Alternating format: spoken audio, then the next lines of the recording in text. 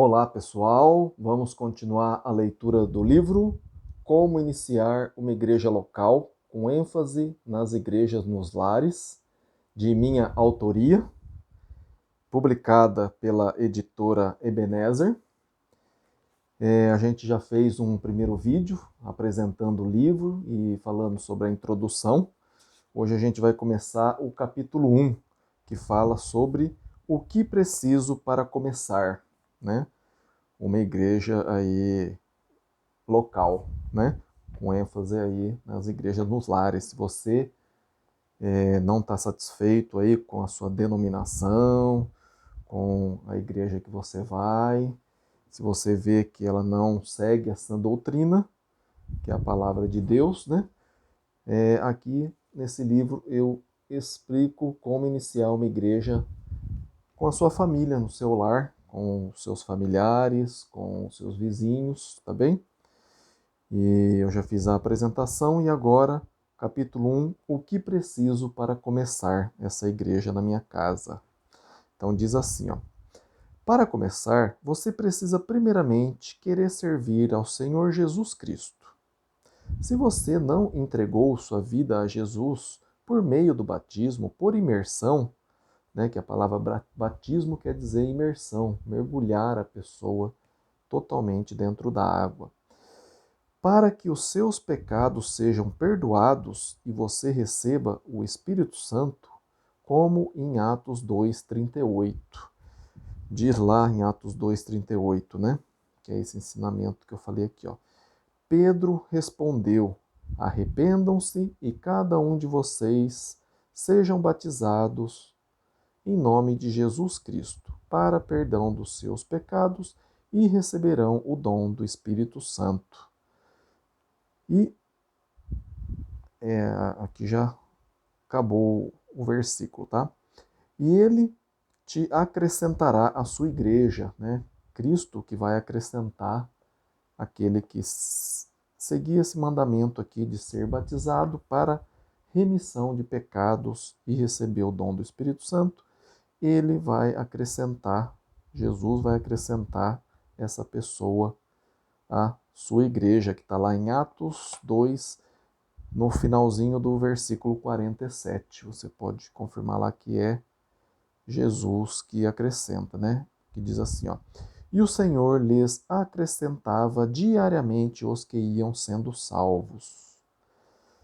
Tá aí esse versículo aí, Atos 2, 47. Você precisa fazer isso urgentemente. Então, se você quer começar uma igreja na sua casa, se você ainda não foi batizado dessa forma, por imersão, para receber o perdão dos pecados e receber o dom do Espírito Santo, conforme Atos 2:38, você precisa fazer isso urgentemente. Que aí Cristo vai acrescentar você à igreja dele, tá bem? E se precisar de ajuda ou tiver alguma dúvida, você pode entrar em contato comigo, que será um prazer estudar sobre esse assunto com você, ou localizar um irmão mais próximo para te instruir.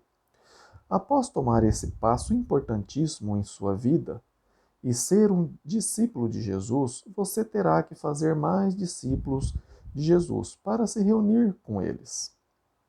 No meu caso, eu já era discípulo de Jesus e minha esposa também. Mudamos para uma cidade onde não tinha a igreja que Jesus edificou. Conforme aqui Mateus 16, versículo 18, diz assim, ó: e eu lhe digo que você é Pedro, e sobre esta pedra edificarei a minha igreja, e as portas do Hades não poderão vencê-la. Então aqui a gente vê, né, que Jesus falando aqui com os apóstolos, né, disse que ele edificarei a minha igreja, né, ele edificaria, né, a minha igreja, né, a igreja de Cristo, né, que ele que iria morrer pela igreja, né, e aqui é no futuro, né, Jesus estava vivo e falou para Pedro, e eu lhe digo que você é Pedro e sobre essa pedra edificarei a minha igreja, né? Essa pedra que é a afirmação de Pedro falar que ele era o Filho do Deus vivo. Sobre essa afirmação, edificarei a minha igreja. No singular, Jesus morreu para edificar a igreja, não edificar as igrejas, né? Hoje a gente vê diversas igrejas, diversas denominações, mas Jesus morreu para edificar a igreja dele no singular. A gente vê no primeiro século, né, não havia denominações, esse monte de igrejas aí, cada uma com um nome diferente. A gente vai estudar isso mais para frente também, tá? E abrimos nossa casa para ensinar a palavra de Deus aos vizinhos e amigos, e assim fazer mais discípulos. Em seguida, vieram mais 2 casais de irmãos da cidade onde eu morava anteriormente, para nos ajudar no trabalho, para Cristo, né? Então, com 6 discípulos de Jesus, com orações e um estudo bíblico no meio da semana, decidimos começar a fazer o culto em minha casa nova aos domingos. Então a gente já fazia um estudo para chamar as pessoas para aprender a palavra de Deus, e aí a gente começou a fazer o culto, que a gente vai ensinar também mais para frente nesse livro, o dia, né, que seria o domingo, né, o dia de fazer o culto, né, e o que se faz nesse culto, né. Também indico, né, como eu já falei no vídeo anterior, esse livro aqui, deixa eu até pegar ele aqui, do missionário Brian, né, que viveu muitos anos aqui no Brasil, e ele escreveu esse livro, De Casa em Casa, né, crescimento da igreja nos lares, né, e ele que incentivou na época a gente abrir o nosso lar para... E aqui ele ensina todos os passo a passo aí do culto, né, no lar, né, os 5 passos aí, os 5 coisas que tem que ter, né, no culto dominical, tá bem? Se você quiser também uma cópia desse livro aqui em PDF, escreva aí para o meu e-mail, tá aí na descrição do vídeo, ronaldozm@gmail.com, eu te enviarei uma cópia em PDF que ele distribui, né, o Brian distribui gratuitamente aí, tá? Continuando aqui a leitura, depois que você se tornar um discípulo de Jesus, terá que falar de Jesus para as pessoas que convivem com você, para que elas se tornem discípulas também. Você pode abrir sua casa, como eu fiz, ou se reunir em outro lugar alugado, por exemplo. Mas nesse caso teria que dispor de um investimento que a maioria não dispõe. No início da igreja, os discípulos de Jesus se reuniam em casas devido à perseguição, primeiro dos judeus e depois dos romanos. Isso pode ser muito bem aplicado hoje para que a igreja se multiplique e atinja todas as cidades e bairros sem precisar nos preocupar com prédios para as reuniões, já que isso requer muito dinheiro.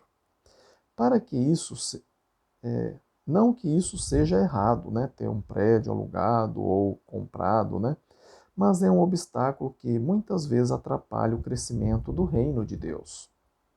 Veja os exemplos abaixo que mostram os discípulos se reunindo em casas no primeiro século.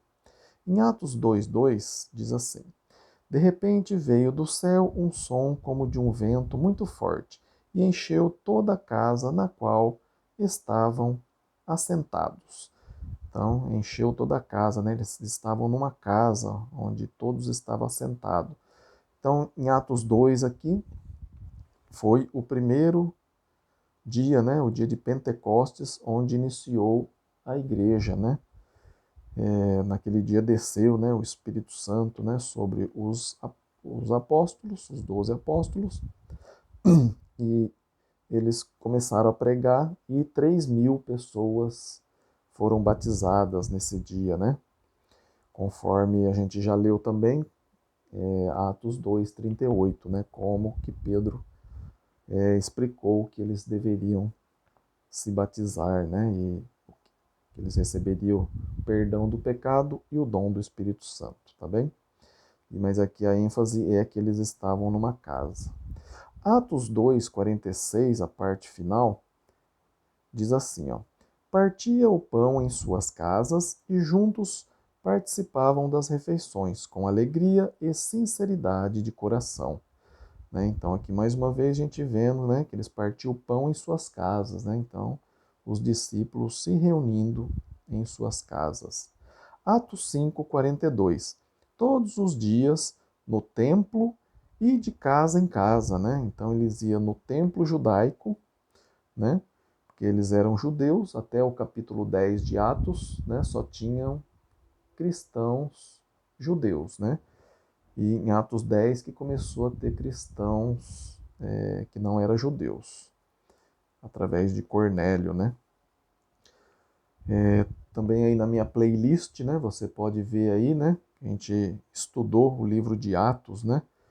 E aí fala esse assunto aqui que eu falei aqui, de que até o capítulo 10 aí não tinha convertido, que não era judeu, tá?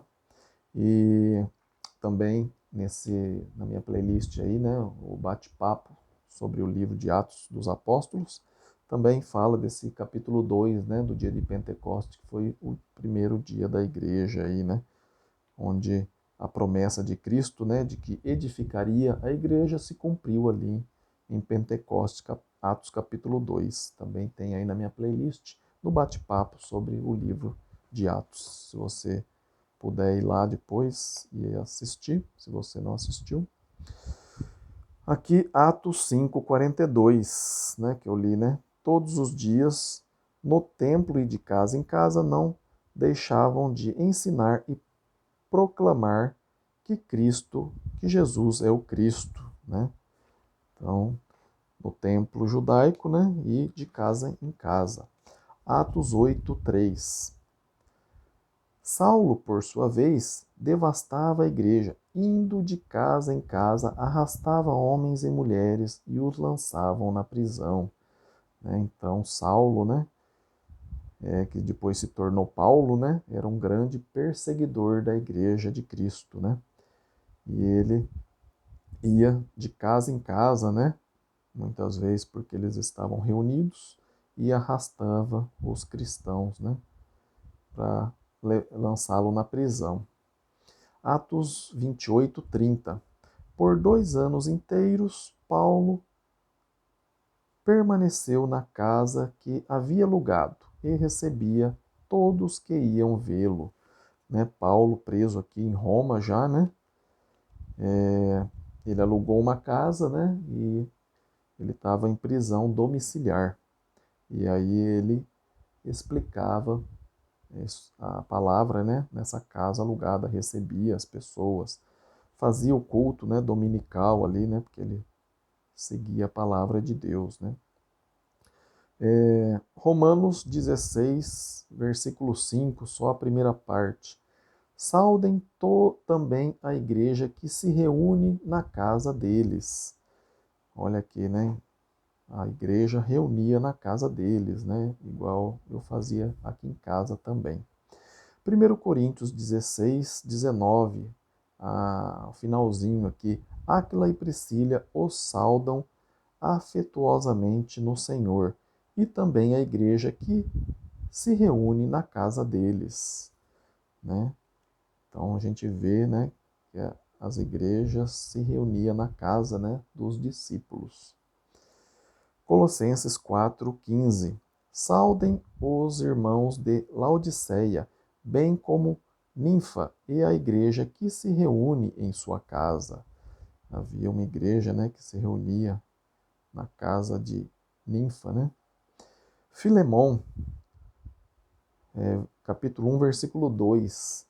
A irmã Áfia, a Arquipo, nosso companheiro de luta, e a igreja que se reúne com você em sua casa.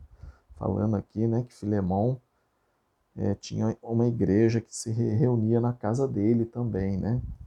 Então a gente viu aqui vários exemplos da igreja no primeiro século que reunia em casa, né? Porque era perseguida aí pelos judeus, né? Primeiramente, e depois pelos romanos também, né? Então eles se reuniam em casa.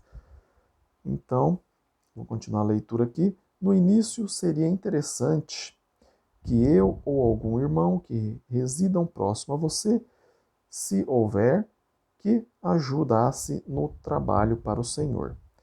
Para que isso ocorra, entre em contato comigo ou procure através do site no Brasil.